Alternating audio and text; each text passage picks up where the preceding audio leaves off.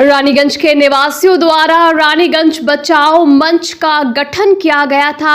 आज रानीगंज बचाओ मंच के स्टीयरिंग कमेटी की पहली बैठक रानीगंज के IMA भवन में हुई। इस बैठक में कई महत्वपूर्ण फैसले लिए गए। स्टीयरिंग कमेटी के सदस्य को उम्मीद है कि इन फैसले को अमली जामा पहनाने से रानीगंज को बचाने के उनके उद्देश्य की पूर्ति हो सकेगी।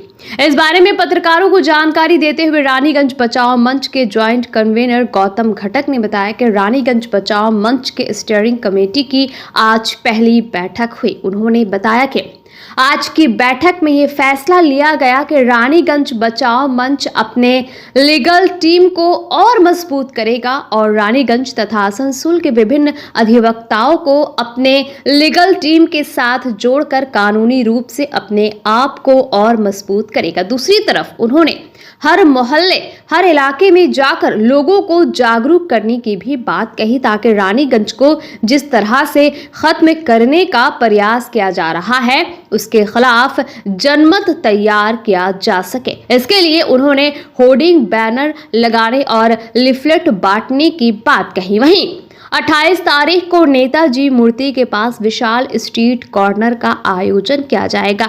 साथ ही उन्होंने और क्या जानकारी दी इस विषय में जानेंगे विस्तार के साथ ही आपको ये बताते चले कि उन्होंने बताया कि 28 तारीख को जो स्ट्रीट कॉर्नर होने जा रहा है वो रानीगंज बचाओ मंच के बैनर तले होगा। उसमें Raniganj chamber of commerce, Subhash Swadesh, Bhavna jewellery association, cloth merchant association, lions club, rotary club जैसे संगठन में उनके साथ रहेंगे। आइए जानते हैं विस्तार के साथ किस विषय में गौतम घटक के साथ साथ RCC के प्रेसिडेंट रोहित खैतान और गोपाल आचार्य का क्या कहना है। जानेंगे ये सब कुछ विस्तार के साथ।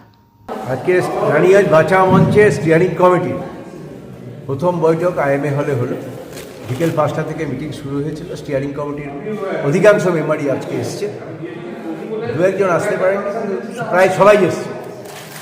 আমরা যে সিদ্ধান্তে উপনীত হলাম সব সদস্যরাই বললেন যে আমরা তো অনেক লেখালেখি চিঠিপত্র সব জায়গায় পাঠিয়েছি, সরকারের কাছ থেকে কোনো চিঠির উত্তর আমরা পাই না। RTI করেছি, RTIর জবাব আমাদের এড়িয়ে দেয়নি, গভর্নমেন্ট দেয়নি। সমস্ত স্তরে চিঠি করা হয়েছে, কোনো জবাব নেই। তো ন্যাচারালি এবং জনপ্রতিনিধিদের সঙ্গে আমরা সবার সঙ্গে মিট করেছি এবং আমরা সিদ্ধান্ত নিয়েছি যে আমাদের সবাইকে এবার মাঠে নেমে আন্দোলন করতে হবে। আমরা প্রথম যেটা সিদ্ধান্ত নিয়েছি যে আমাদের কতগুলো কমিটি গঠন হয়েছে, একটা যে লিগ্যাল কমিটি, আমরা লিগ্যাল দিকটা দেখার জন্য আমাদের যারা লয়ার আছে রানীগঞ্জ টাউনে, আসানসোলে তাদের ইনভলভ করে আমরা একটা কমিটি করব, প্রয়োজনে আমরা লিগ্যাল দিকে যাব। দ্বিতীয়ত হচ্ছে যে আমরা এই আন্দোলন, এই যে সংগ্রামটাকে পাড়া মহল্লাতে এই প্রচারটাকে নিয়ে যাওয়ার জন্য, গরিব মানুষের মধ্যে নিয়ে যাওয়ার জন্য একটা কমিটি তৈরি হয়েছে। সেই কমিটি তার কাজ করবে এবং আমরা পাড়ায় পাড়ায় মিটিং করব, পাড়ায় পাড়ায় মাইকিং করব, পাড়ায় পাড়ায় হ্যান্ডবিল দেবো এবং গোটা রানীগঞ্জ শহরে ব্যানার, হোর্ডিং ইত্যাদি দিয়ে আমরা রানীগঞ্জ শহর যে বিপন্ন, রানীগঞ্জ শহরে মানুষকে যে উচ্ছেদের যে চক্রান্ত চলছে তার বিরুদ্ধে আমরা এগুলো সমস্ত রাখবো। এছাড়া যেটা প্রোগ্রাম হয়েছে 28 তারিখ, আমরা নেতাজি স্ট্যাচুর সামনে আমরা একটা স্ট্রিট কর্নার মতন একটা বড় করে একটা মিটিং করব। এটা আমাদের প্রথম মিটিং হবে। এই স্ট্রিট কর্নার মিটিংয়ের পর আমরা পরবর্তীকালে বিভিন্ন এলাকায়, বিভিন্ন পাড়ায় আমরা এই ধরনের স্ট্রিট কর্নার মিটিং করব, পাড়ায় মিটিং। এবং আমাদের এটাও ঠিক হয়েছে যে আমরা সপ্তাহে একদিন কি 10 দিনে একদিন আমরা স্টিয়ারিং কমিটি বসবো এবং প্রত্যেকটা মুভমেন্টের যে রিভিউ সেটা আমরা করব এবং সদস্যরা রাজি হয়েছে যে তারা সপ্তাহে 10 দিনে একদিন করে বসে এই মুভমেন্টটাকে রিভিউ করা এবং আন্দোলনটাকে আমাদের বহুদূর যেতে হবে।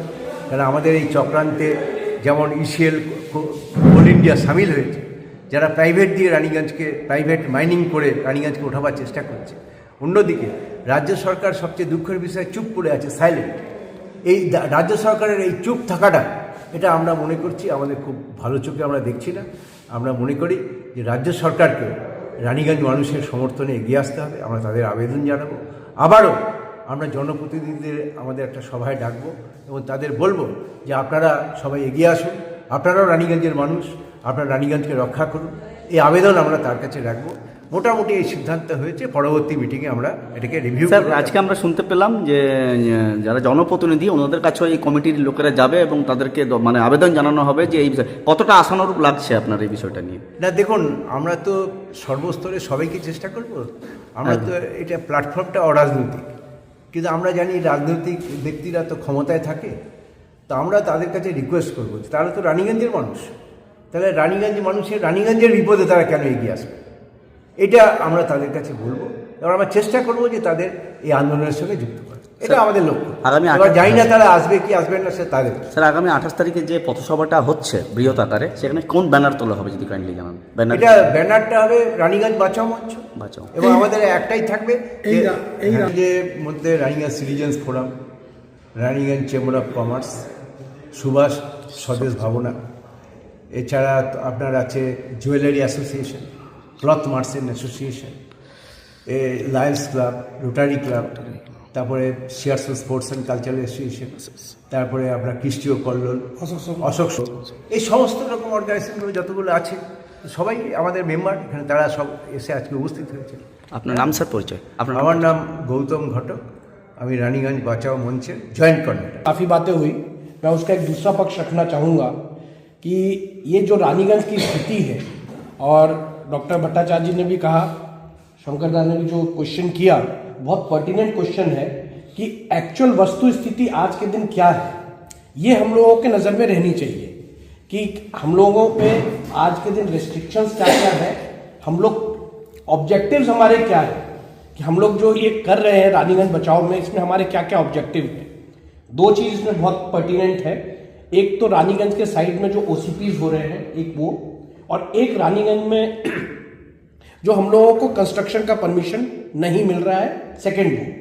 तो अगर कंस्ट्रक्शन का परमिशन नहीं मिल रहा है तो क्या वो एक ब्लैंकेट बैन है या कुछ पार्ट्स में कुछ बैन है। तो टेक्निकली हम लोगों को बहुत साउंड होना पड़ेगा, क्योंकि हम लोग कहीं पर भी अगर बात करते हैं तो देखिए हम लोग प्रशासन के आगे हवा में बात नहीं कर सकते, हम लोगों को लीगली, टेक्निकली और ऑब्जेक्टिवली बहुत साउंड होना पड़ेगा। और रानीगंज चेंबर ऑफ कॉमर्स इस मामले में बहुत सजग है। पिछले 5-6 महीने से हम लोगों के यहाँ एक कमेटी भी बनी है, जिसके हमारे एक रानीगंज बचाओ कमेटी की, जो रानीगंज चेंबर की कमेटी है, उसके हमारे चेयरमैन, हमारे वर्किंग प्रेसिडेंट श्री प्रदीप बाजुरिया जी हैं। हम लोगों ने इस बीच में जैसे जनप्रतिनिधि वालों से बात हुई, प्रत्येक जनप्रतिनिधि से हम लोगों ने मुलाकात की, तापस बाबू से मुलाकात की, नरेंद्र से मुलाकात की, हरिराम सिंह जी से मुलाकात की, मलयदा से मुलाकात की, और शत्रुघ्न सिन्हा जी से मुलाकात की।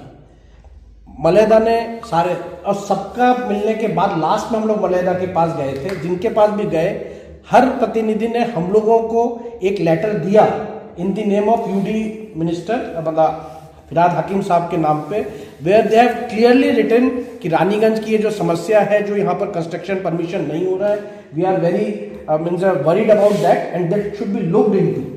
तो एक रानीगंज में अभी क्या है कि कोई एक सुप्रीम कोर्ट में केस दायर हुआ था, जिसमें कि रानीगंज बचाओ रिहेबिलिटेशन का ये जो केस, हमारे जो पूर्व सांसद थे हराधन राय साहब, वो सब केस सबको मालूम होगा। उसमें एक कमेटी बनी थी जिसमें कुछ टेक्निकल साइंटिस्ट, टेक्निकल बैकग्राउंड के लोग थे, जिनकी ये रिकमेंडेशन आई कि जो यहाँ पर सब्सिडाइज्ड प्लॉट्स डिक्लेयर हो चुके हैं, उसके 300 मीटर्स और 500 मीटर्स में कोई कंस्ट्रक्शन का परमिशन न दिया जाए। फॉर कॉमर्शियल एंड रेसिडेंशियल एक था, और इंस्टीट्यूशनल का एक अलग पैमाना था। तो हम लोगों की डिमांड अभी रानीगंज चेंबर से जो हम लोग सब मिल रहे हैं, कुछ दिन पहले हम लोग ADDA के CEO कवि दत्तो साहब के पास भी गए थे। रानीगंज चेंबर का एक बड़ा डेलीगेशन गया था 4 दिन पहले, थर्सडे को हम लोग करीब 10 आदमी, 10 रानीगंज चेंबर के मैक्सिमम जितने ऑफिस बेयर सब वहाँ पर थे। उनसे हम लोगों ने यही रिक्वेस्ट किया कि सर ये जो परमिशन है, इस परमिशन को कैसे हम लोग इसमें छूट दिलवाना जा सकता है। तो एक जो अभी शायद जो हो रही है कि एक नई कमेटी की बात चल रही है, क्योंकि ये परमिशन विदाउट टेक्निकल क्लियरेंस खुल नहीं सकता, एडमिनिस्ट्रेटिव डिसीजन में ये परमिशन नहीं खुल सकता है, इसको एक टेक्निकल एडवाइस और टेक्निकल डिसीजन चाहिए। तो शायद एक रीइवैल्यूएशन कमेटी शायद बन रही है, रीअसेसमेंट कमेटी, जो कि टेक्निकली इसमें देखेगी और इसमें कितना छाड़ दिया जा सकता है, ये 300 मीटर और 500 मीटर। हम लोगों ने ये भी कहा कि आप इस पे ठीक है, आप हाई राइज अभी नहीं दे रहे हैं, एक डिसाइड कर लीजिए कि हम लोग G+1 देंगे, G+2 देंगे, G+3 देंगे, जिससे कि एक साधारण टाउन खराब नहीं हो। टाउन को बचाना बहुत जरूरी है। तो ये एक साइड साथ साथ में चल रहा है, तो हम लोगों को इसको दो पार्ट में डिवाइड करना पड़ेगा।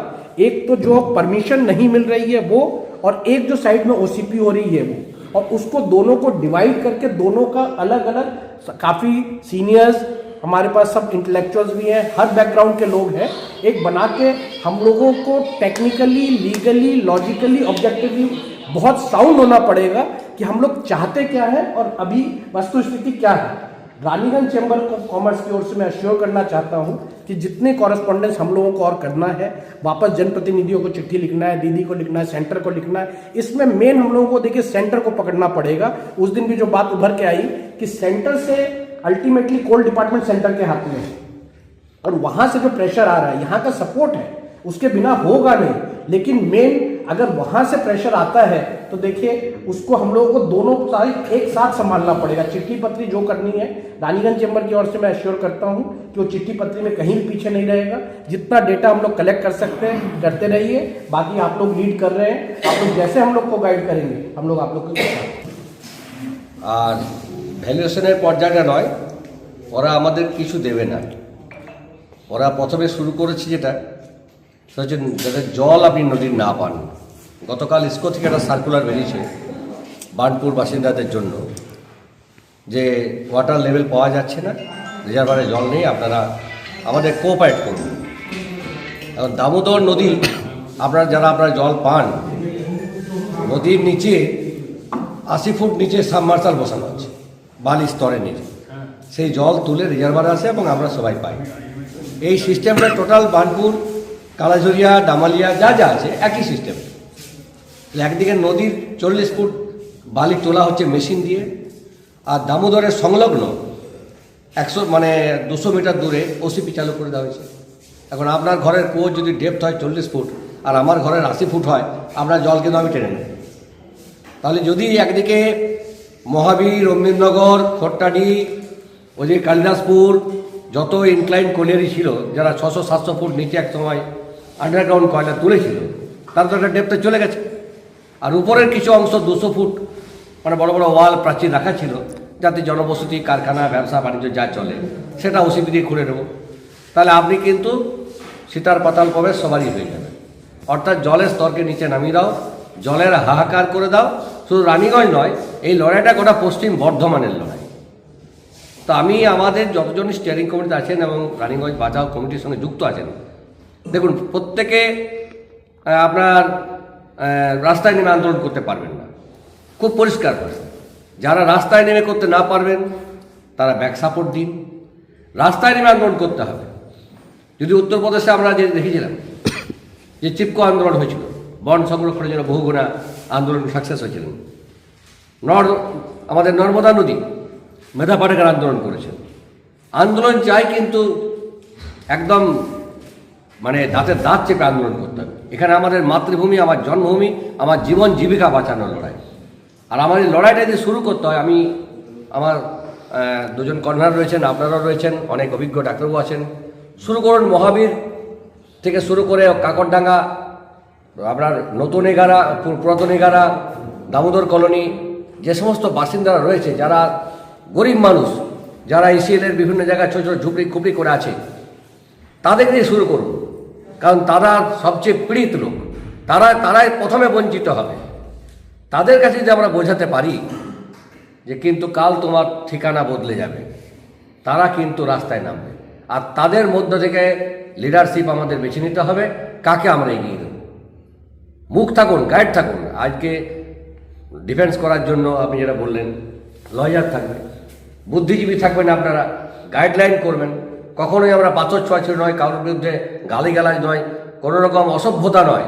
আন্দোলনটাকে সিস্টেমে চলার জন্য বুদ্ধিজীবীরা মাথায় থাকুন। আর সামনের সাথে আন্দোলন করার জন্য যুব শক্তির কাছে প্রচার করতে হবে। স্বাধীনতার আগে দেশ আমাদের আন্দোলন দেখেছিল। আমি মনে করি না যে পশ্চিম বর্ধমানে আন্দোলন হতে পারে না, হতে পারে। রানীগঞ্জ, জামুরিয়া টোটালটাই আমাদের কিন্তু এফেক্টেড। আগামী দিনে আসানসোলও এফেক্টেড। রেল লাইন আছে, মেন লাইন, আমরা হাইকোর্টে এটা নিয়ে আমাদের লড়াই করতে হবে, আমরা জেনে গেছি অলরেডি। কারণ এদের যেটা বললেন গৌতমবাবু, এটা খুব পরিষ্কার কথা, এরা কোনো রকমভাবে এটা দেবে না করতে। আপনারা সবাই জানেন রানীগঞ্জে তখন ধস এলাকা খুব একটা ছিল না। রানীগঞ্জের পূর্ব, পশ্চিম, উত্তর, দক্ষিণ। পূর্বে ছিল কুমারবাজার, পশ্চিমে ছিল মহাবীর। এই দুটো তো একটু এফেক্টেড ছিল। পূর্ব দিকে বার্নস কোম্পানি কয়লা তুলেছিল, তার দুটো সিরামিক কারখানা চালানোর জন্য। পশ্চিমে মহাবীর থেকে কয়লা ধস হয়েছিল। 1990 সালে দেখেছেন আপনি, ক্যাপসুল দিয়ে পরে আমাদের গ্রামে নতুন পুরাতন এখান থেকে ক্যাপসুল দিয়ে সেই লোকগুলোকে রেস্কিউ করা হয়েছিল। তাহলে সেই পূর্ব আর পশ্চিমের সামান্য লোককে তুলে নেওয়া যাওয়ার জন্য সেই সময় Binoy Chowdhury land acquisition, Mangalpur land acquisition করেছিলেন।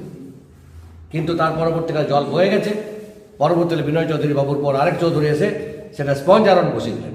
তাই যে লোকগুলোকে পুনর্বাসন রানীগঞ্জের সামনে করা যেত, সেই লোকগুলোকে এবার আর পাঠাবার নাই। তারপরে আবার শুরু হলো অবৈধ খনন। এইরকমভাবে চলতে থাকার ফলে রানীগঞ্জের অ্যাবান্ডান্ট সিটি একটা মৃত শহর ঘোষণা করার চেষ্টা। সুতরাং এর জন্য জনমত নিতে হবে, মানুষের কাছে পৌঁছাতে হবে। আজ আমরা যতজন এসেছি, আরও যতজন আমাদের সঙ্গে যুক্ত আছে, সেদিনও যারা এসেছিলেন, যজন করে পারবেন চলুন রাস্তায় পাড়ায় পাড়ায় হাঁটুন। আর হাঁটার সময় হাতে একটা করে ডিবা নিন। রানীগঞ্জ বাঁচানোর জন্য 10 টাকাও তো দেখ, ওই 10 টাকায় আপনার সমর্থন, ওই 1 টাকায় সমর্থন যদি ডিবার মধ্যে 1 টাকা ফেলে যে আমি আছি, প্রত্যক্ষ আর পরোক্ষভাবে যেটা পাবেন সেটাই আন্দোলনের মুখ হবে, সেটাই আন্দোলনের ধারা হবে। এই কটি কথা বলবো। আপনারা সবাইকে অনুরোধ করব, ভয় নেই, দেওয়ালে পিঠ থেকে গেছে। দেখুন আমাদের যাদের হয়তো ব্যবসা বাণিজ্য আছে, বাড়িঘর আছে, আমাদের অনেকের ক্ষমতা আছে আসানসোল, দুর্গাপুরে গিয়ে বাড়িঘর কিনে নেওয়া, সাধারণ মানুষের নেই। আমরা লড়াইটা লড়ছি সাধারণ মানুষের জন্য, আমরা বাঁচবো সাধারণ মানুষের জন্য। জীবন তো একটা বারের জন্যে, কতবার মৃত্যু আসবে আমার জীবনে, একবারই আসবে। এই মানসিকতা নিয়ে লড়াই করতে হবে এবং এই লড়াইকে সামনে এগিয়ে নিয়ে যেতে হবে। অনেক যুব সমাজ আছে, তারা খুব যুব। ডক্টর বাসু আমাদের দেখেছি কোভিডের সময়, এই আমাদের আরজি করার সময় ডক্টর চৈতালি ম্যাডাম কীভাবে তিনি অভয়া ক্লিনিক চালিয়েছেন। উনি নিজেরই নির্ভয়া। আমাদের অসংখ্য ছেলেমেয়ে আছে, সবাই ভীত নয়, আমরা রাস্তায় বেরোব। আমি অনুরোধ করব, 2 কনভেনার রয়েছেন, আপনারা যতজন স্টিয়ারিং কমিটি আছে, যদি 7জন করে করতেন, সবাই একদিন না আসেন, আপনি মতামত একটা মিটিংয়ে আপনি মতামত দেবেন যে আগামী 19 তারিখে একটা ডেট করছি যে আমরা শেয়ার শোলটা করব, কোন 7জন যাবেন সেই 7জনের মতামত দিন। আবার পরের মিটিংটাতে, পরের যখন ওইটা মিছিলে হাঁটবেন, আবার 7জনকে দিন, যে আসবে তার মতামত দিই, তাকে ভোট করুন। আবার একই লোক 4টা মিটিংয়েও যেতে পারে, ওয়েলকাম।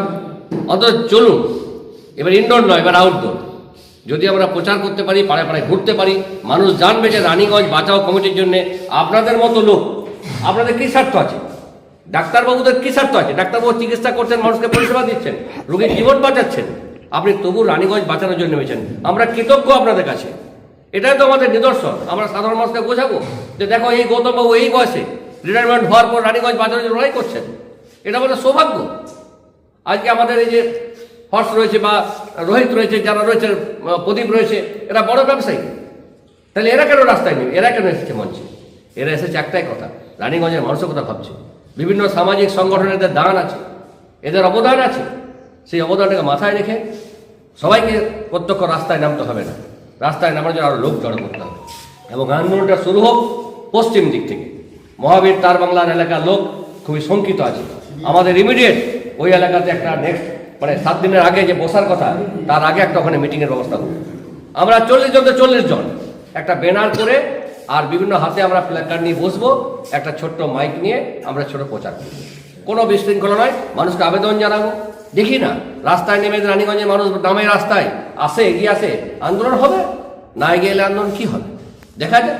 মরবার আগে আমরা ভূত হয়ে যাব না, লড়াইটা করবো, লড়াইয়ের মধ্যে আমরা। सन ऑफ बंगाल के माध्यम से हर खबर आप तक सबसे पहले पहुंचाई जाती है। सन ऑफ बंगाल जहां यूट्यूब, फेसबुक और वेबसाइट हर जगह पे है। हमारे यूट्यूब पे आप देखिए सन ऑफ बंगाल की खबरें।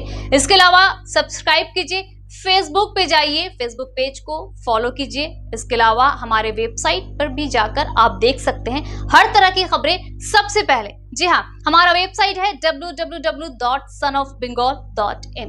धन्यवाद।